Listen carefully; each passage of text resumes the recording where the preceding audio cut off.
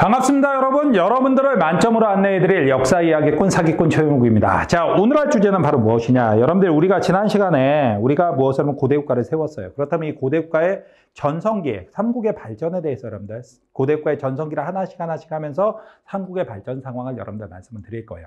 자, 그렇다면 먼저 여러분들한테 말씀드려야 될 건 바로 뭐냐?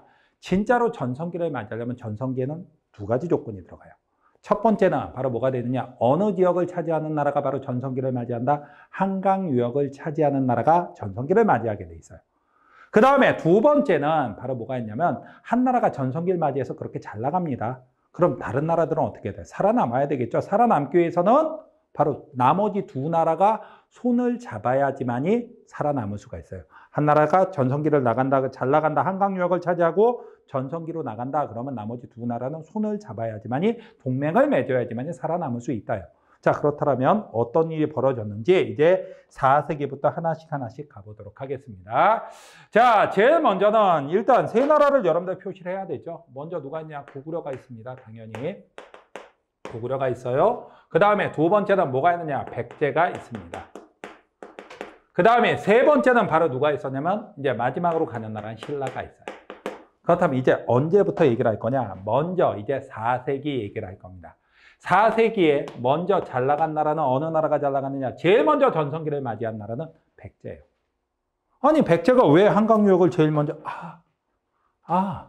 백제는 아예 건국을 어디다 했다? 한강 유역에다 했죠. 그러다 보니까 백제가 제일 먼저 잘 나가는 거예요. 이해가 됐어요? 한강 유역이 아예 백제는 백제의 첫 수도가 하남 위례성이라고도 하고 한성이라고도 불러요.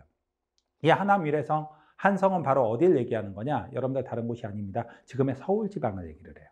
서울에 올림픽공원에 가면은 바로 뭐가 있냐면 몽촌토속이라는 토성이 있어요. 거기라고 많이 알려져 있다가 최근 들어서는 여러분들 그 올림픽공원에서 멀리하는 지역이 있습니다. 풍납동에 풍납토성이라는 게 발견이 됐어요. 이 풍납토성이 지금은 가장 하남 위례성, 한성의 가장 유력한 지역으로 알려져 있어요. 자, 이렇게 되는데, 이렇게 잘 나가게 됐는데 이때 왕이 바로 누구냐? 그렇다면 한강유역에서 시작했으니까 백제는 원래가 한강유역은 지 땅입니다. 제일 먼저 잘 나간 임금은 4세기 때 근초고왕이 돼요. 근초고왕. 자, 근초고왕은 도대체 무엇을 했느냐? 다른 게 아닙니다. 백제가 바로 여러분들 마한 지역에서 시작을 했죠. 그래갖고 마한을 통째로 다 장악해요. 마한을 없애버리고 마한을 몽땅 다 먹어버립니다. 그리고 근초고왕 때 왕의 부자 상속도 이루어져요. 왕의 부자 상속도 이때 제대로 이루어집니다. 그렇게 하고 여러분들 문화적인 업적은 조금 이따 얘기를 할 건데 바로 아니 어떻게 했길래 그렇게 잘 나갔느냐라고 얘기를 하는데 여러분들 지도를 보면서 얘기를 하겠습니다. 자, 백제는 이 당시에 어떤 방향으로 잘 나갔느냐 하나씩 보도록 하죠. 자, 백제가 이렇게 땅을 다 차지합니다. 그래서 아예 한강 유역은 다 백제 땅이에요. 수도는 바로 하남 위례성 한성이라고 불리는 곳. 그런데 이 백제는 어디를 공격하느냐? 고구려를 공격합니다. 그래갖고 고구려의 왕, 고국 원왕이라고 조금 이따 써드릴 건데 고구려의 왕을 잡아 죽여요. 그 정도로 여러분들 백제가 잘 나갔습니다. 그런데 백제는 여기서 멈춘 게 아닙니다. 또 어디까지 가느냐? 당시 신라와 가야는 이렇게 조그맣게 이제 줄어들어 있을 때요. 이 당시에 또 하나는 어디가 있느냐? 여기에 보면 여러분들 강이 하나 있어요. 이 강을 랴오가, 요하라고 부릅니다. 그래갖고 우리가 뭐라고 하냐면 요하의 동쪽을 요동, 요하의 서쪽을 요서라고 얘기를 해요. 근데 일반적으로 고구려가 먹었다 하더라도 요동까지인데, 자, 이 근초고왕은 어디로 가느냐? 요하의 서쪽, 바로 요서 지방까지 진출을 합니다. 요서를 진출해. 그 다음에 우리나라 맞은편에 있는 반도, 무슨 반도? 여러분들 산둥반도 장악합니다. 이 산둥반도로 진출을 해요. 그 다음에 어디까지? 일본의 규슈 지역까지 이렇게 진출을 해요. 와!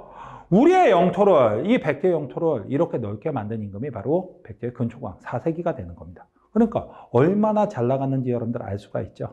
그렇게 하게 되고 그러다 보니까 고구려 왕을 잡아 죽였다. 그 다음에 중국까지, 중국의 요서, 산둥반도, 그 다음에 일본의 규슈까지 그 세력 영역을, 그 세력을 확대했다. 장난 아닙니다. 이 정도로 잘 나갔던 게 바로 누구냐면 백제의 근초고왕 때예요. 이렇게 잘 나갔으니까 당연히 무엇을 해야 되겠습니까? 여러분들. 자, 이제 백제는요, 이렇게 잘난 걸 자랑을 해야 되겠죠. 그래서 근초고왕 때 역사책을 써요. 그 역사책을 쓴 게 고웅이라는 사람이 쓴 백제석이라는 역사책을 써요. 그 다음에 워낙 잘 나가니까 주변 강대국, 주변 국가에다가 영향력을 미칠 수가 있는 거예요. 어떻게 미치느냐? 자, 사람들을 보냅니다. 왕인, 그 다음에 아직기, 그 다음에 칠지도 같은 칼들을 자, 어디다가 하사하느냐? 바로 일본에다 하사를 해요. 일본에다 하사를 해요. 일본에다 보냅니다. 왕인 박사가 가고 아직기가 건너가서 학문을 전파하고 칠지도라는 칼을 하사합니다. 그 정도로 그 세력을 확정했던 게 바로 근초고왕이 돼요. 그리고 나서 4세기 후반 들어서는 누구 왕이 나오냐면 침유왕이 나온다. 아, 표시부터 하고 가야 되겠다. 자, 이 근초고왕 때 백제 최대 전성기입니다. 여러분들 전성기를 붉은색으로 이렇게 여러분들 표시를 해놓도록 하겠습니다. 자, 침유왕은 무엇을 하느냐? 불교를 공인해 줍니다. 이때 불교가 수용이 돼요. 동진이란 나라에서 마라난타라는 승려가 왔고 불교를 전파해 주는데 그걸 바로 받아들이게 되죠. 그렇다면 이렇게 백제가 잘 나갔다. 그러다 보니까 실제로는 어떻게 됐냐? 고구려에서는 자, 고국 원왕이 누구랑 싸우다가 바로 근초고왕과 싸우다가 어떻게 했습니까? 여러분들 죽어버렸어요. 전사했습니다. 왕까지 전사했어. 그러다 보니까 뭔가 그 다음 때는 이걸 극복할 수 있는 방안이 필요해요. 일단 누구랑 손잡았냐면 여러분들 신라랑도 손을 잡습니다. 그리고 나서 어떻게 되느냐? 자, 여기서 바로 소수림왕이 나와요.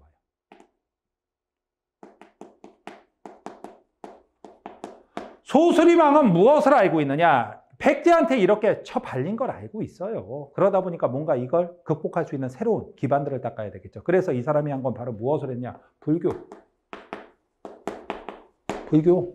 수용합니다. 바로 어디서 오냐면 전진이라고 그 역시 중국의 한 나라 중에 한 나라예요. 556국, 그 556국 중에 하나인데 이 전진에서 승려 순도가 오자 이걸 수용을 합니다. 그 다음에 태학. 여러분들 태학이라면 국립대학입니다. 국립대학을 만들어서 자, 사상을 통일했고 대학을 만들어서 인재 양성을 시키자요. 그리고 여러분들 또 하나가 율령이라는 것도 반포를 하게 되죠. 율령을 반포한다. 소수림왕이 불교 태학 율령을 발표한 게 이제 이렇게 다 만들어낸 거예요. 그리고 나서 이제 무엇이 나오냐? 4세기와 5세기에 걸쳐서 자, 4세기 말에서 5세기에 걸쳐서 똑똑한 임금, 드디어 대단한 임금님이 나옵니다. 광개토대왕이에요. 광개토대왕입니다. 광개토대왕 하면 여러분들이 역사 공부 아무리 싫어해도 광개토대왕 이름은 여러분들이 다 들어봤죠. 광개토란 말은 뭐가 돼? 영토를 넓게 개척한 임금, 대단한 임금이다. 영토를 얼마나 넓게 개척했길래 아이시오가 이렇게 됐느냐? 자, 이분은요, 일단 관심사가 북쪽이에요. 그래갖고 북쪽으로 올라가서 당시 비려, 이들 거란족을 옛날엔 비려라고 불려요. 숙신, 여진족을 숙신이라고 불렀습니다. 자, 선비족까지 다 까버립니다. 그래서 여러분들 바로 요동 지방까지 완전히 장악하면서 요동과 만주 지역을 쉽게 말하면 만주를 완전히 우리 땅으로 만들었다. 그리고 연호를 씁니다. 그 연호를 쓴 게 바로 무슨 연호를 쓰면 영락이라는 연호를 써요. 영락. 우리나라에서 연호를 처음으로 사용한 임금님이 바로 광개토대왕이에요. 광개토대왕. 그 다음에 무엇을 했느냐? 신라를 구원했어요. 신라 구원이라니 이게 도대체 무슨 얘기입니까? 라고 얘기를 하는데 이미 여러분들이 알고 있는 사실하고 연결이 됩니다. 4세기 말의 상황이에요. 4세기 말의 상황인데 4세기 말에 신라에서는 누가 나왔었냐면 뇌물마리간이었어요. 뇌물, 잠깐만 지금은 뇌물이라는 말까지만 쓰겠습니다. 그런데 이 뇌물마리간이 누구의 공격을 받고 있었느냐? 다른 게 아니라 자, 이런 애들이 공격을 하고 있었습니다. 왜? 아니 왜? 그래도 뇌물 아직은 세지기 전이에요. 일본이 공격했어요. 아니 일본이 공격을 했는데 당시 신라가 일본한테 당할 만큼 약합니까? 아니. 당시에 솔직히 외놈들 당시에 빤스도 제대로 못 입고 다녔는데 뭐 그렇게 당할 만하겠어 하지만 이 당시 신라가 당한 데는 이유가 있었어요.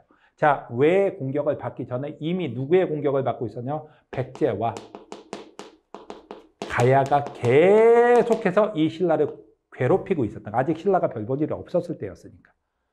그러다 보니까 워낙 상태가 안 좋았는데 이 외놈들 남의 약점을 파는 데는 귀신이죠. 신라가 안 좋다라는 걸 알았어요.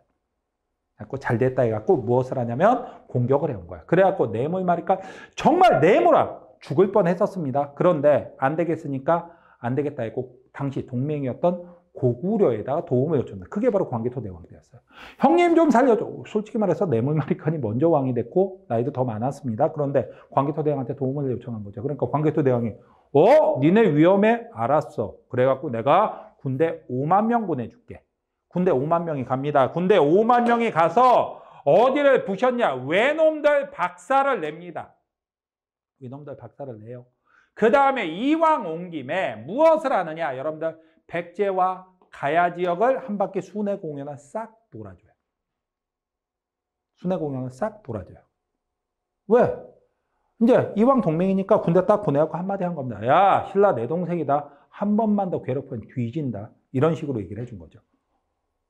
그러다 보니까 백제와 가야도 이 상태에서 자, 백제는 그나마 좀 덩치가 있어서 버텨냈는데 가야는 솔직히 말하면 여러분들 6명의 올망졸망한 애들이 육가야가 모여 있었는데 이 중에서 제일 덩치 큰 애가 맞습니다. 걔 이름이 바로 금강가야예요. 그래갖고 얘가 이때부터 맛이 가요. 그리고 2인자였던 대가야가 됐는데 요거에 대한 얘기는 가야에서 따로 할게요. 자, 어떻게 됐냐? 내물마리칸. 이제 갑자기 거의 맛이 간 상태에서 이제 뭐가 생겼습니까? 엄청난 빽이 생겼죠. 무슨 빽이 생겼죠? 광개토 대왕과 고구려란 빽이 생겼죠. 갑자기 한마디 합니다. 뭐라고? 어이, 박씨, 김씨, 대가리 박어. 이제부터 왕은 누가 한다? 김씨가 한다. 알았지? 자, 그래갖고 내물마리칸 때부터 누가? 김씨가 왕위를 세습합니다. 이미 다 알고 있는 거죠. 그 다음에 왕의 칭호를 이때부터 대수장을 의미하는 무엇? 마리칸으로 부른다. 왜 이렇게 됐느냐? 간단하죠. 야! 앞으로 나를 왕이라고 하려다 보니까 광개토 대왕 눈치는 살살 보이다. 왕은 아니고 마리칸이라고 불러. 약간 좀 2% 부족하긴 합니다. 하지만 어쨌든 대수장, 권력이 세졌다는 걸 여러분들 보여주는 거예요. 이런 식으로 바뀌게 된다. 어쨌든 광개토 대왕이 신라를 구원해줬고 신라 내몰마리칸은 그 구원을 받아서 무엇을 강화했고 왕권을 강화했고 신라가 왕권이 강화됐다는 얘기는 신라가 드디어 무슨 국가로 발전했다는 얘기? 고대 국가로 발전했다는 얘기가 되는 거예요. 신라가 고대 국가로 발전하게 된 이유가 바로 광개토 대왕의 도움이었어요. 증거가 있냐고요? 증거를 보여드려야죠. 당연히 이런 건 무조건 증거 보여드려야 됩니다. 증거가 바로 뭐가 있었느냐? 다른 게 아니라 이 두 가지예요. 자, 하나는 광개토 대왕릉비. 광개토 대왕릉비, 여기에 신묘년 기사에 이 내용이 담겨져 있습니다. 여기에 담겨져 있어요. 그 다음에 이건 만주에 있습니다. 그 다음에 이게 호명 그릇이라는 거예요. 호명 그릇. 호명 그릇이 뭡니까? 라고 얘기를 하는데 호명 그릇은 경주 한복판에 있는 호우총이란 무덤에서 발견된 청동 그릇이에요. 여러분들 교재에도 다 사진들이 있으니까. 그런데 이 청동 그릇을 보면 바닥에, 이건 경주 한복판에 있는 신라의 무덤입니다. 그런데 바닥에 보면 여기 글씨가 뭐라고 새겨져 있어요. 여러분들 눈에도 교재에도 보이고 여기에도 보일 겁니다. 자, 보였으니까 글씨 읽어보세요. 설마 읽겠습니까? 제가 읽게 시키겠습니까? 제가 읽을게요. 여기 보면 국강상 광개토지 호태왕이라고 써져 있어요. 자, 국강상 광개토지, 국강상 광개토지 호태왕. 무려 10글자나 되는 광개토 대왕의 정식 기호예요. 자, 10글자나 되는 광개토 대왕의 정식 기호가 어디에서, 경주 한복판에 어디서 무덤에서 발견되고 있다. 광개토 대왕의 힘이 어디까지 미치고 있었다. 신라까지 미치고 있었다는 걸 확실하게 보여주는 거죠. 그래서 이것이 바로 광개토 대왕이 누구를 도와줬다라는, 신라 내물마리칸을 도와줬다는 증거예요. 증거. 이거 이해가 되셨죠? 자, 그 다음에 나오는 건 바로 뭐가 있느냐? 광개토 대왕에서 멈추는 게 아니라 광개토 대왕 이후에 이제 전성기가 또 이어집니다. 누구로 이어지냐? 광개토 대왕의 아들, 후계자 장수왕입니다. 장수왕은 왜 장수왕이라고 부르냐? 오래 살아서 장수왕이라고 부릅니다. 왕을 한 기간만 78년을 했어요. 왕만 78년. 왕만 78년을 했고 아들은 기다리다가 먼저 늙어 죽었습니다. 그 아들 이름이 조다예요. 진짜로 조다예요. 그래갖고 이 고구려의 왕의 계승표를 보면 광개토 내왕, 장수왕, 조다, 문자명왕 이렇게 이어집니다. 실제로. 자, 그런데 장수왕은 그렇게 오랫동안 자, 아들이 먼저 죽어갖고 쪼다는 왕도 못했습니다. 그래서 실제로 그 욕이 거기서 나왔다는 썰도 있어요. 그냥 썰일 뿐이야. 그런데 어떻게 되느냐?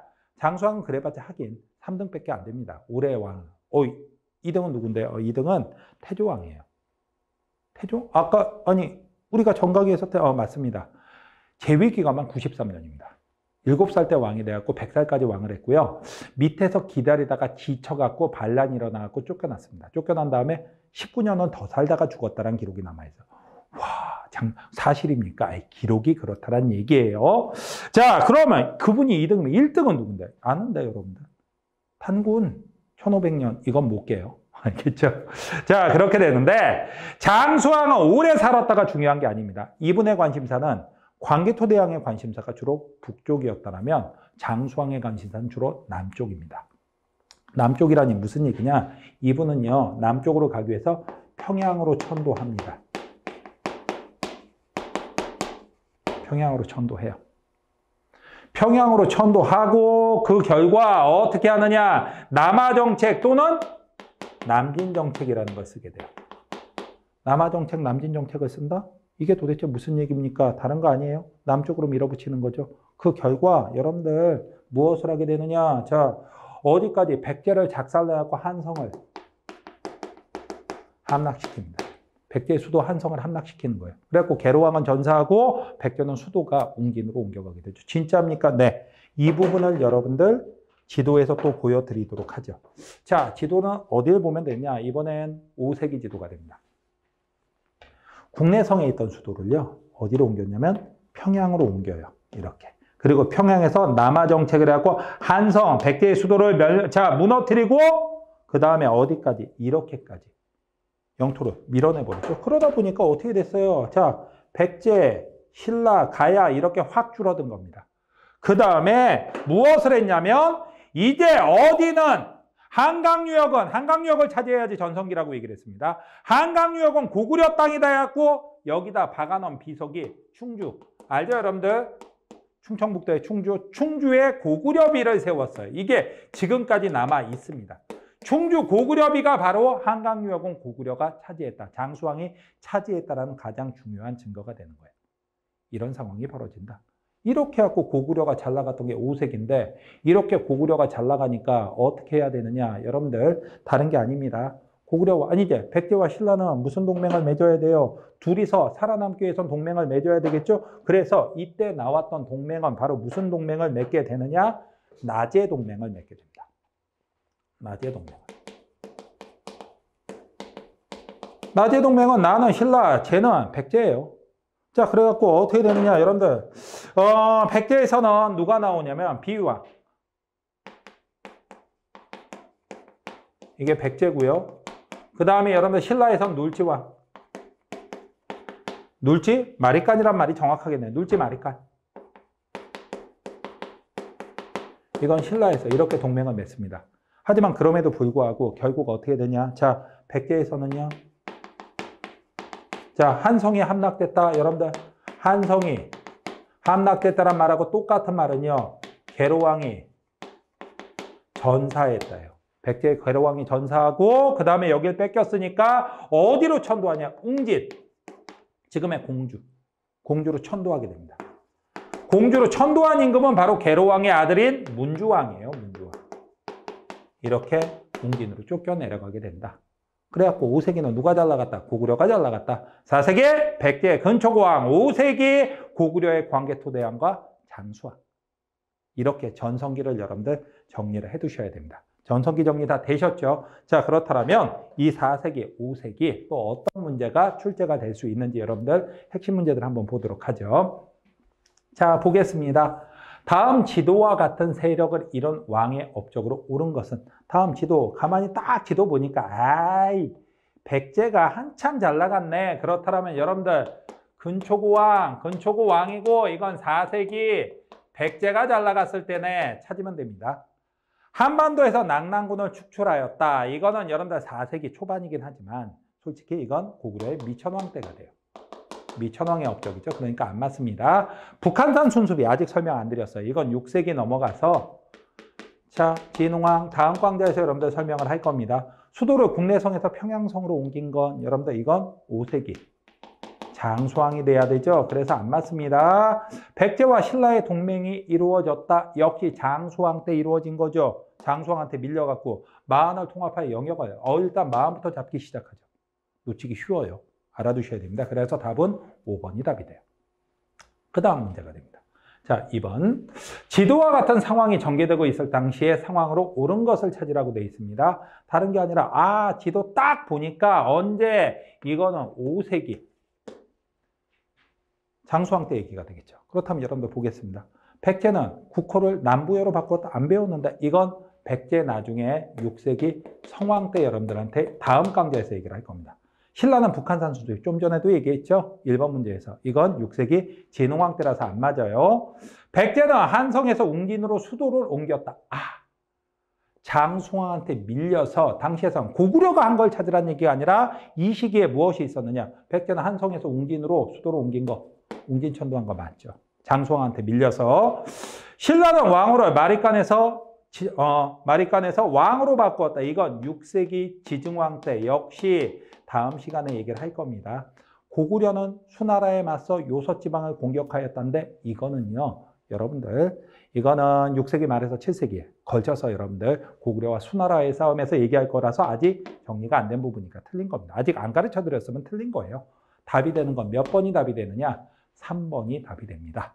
정리 다 되셨죠? 많이 어렵지 않으셨을 거라고 생각을 해요. 자, 이번 강의 여러분들 고생하셨고요. 다음 강좌에서 뵙도록 하죠.